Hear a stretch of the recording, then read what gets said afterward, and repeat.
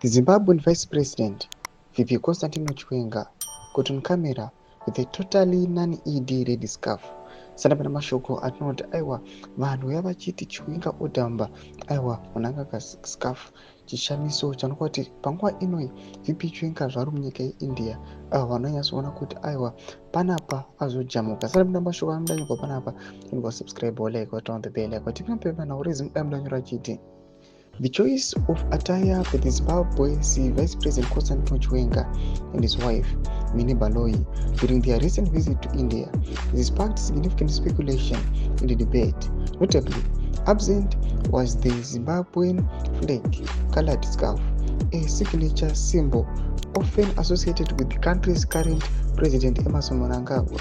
Instead, Chiwenga adorned a conspicuously red scarf, a stark visual departure from profound symbolic undertones.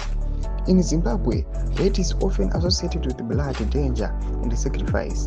Its use in this context could suggest a deliberate message, especially considering Chiwenga's role in the 2017 coup that ousted Robert Mugabe and restored Mnangagwa as president. Many of the military figures who aided Chiwenga in executing the coup have since died under suspicious circumstances, fueling rumors of political purges within Zimbabwe's corridors of power.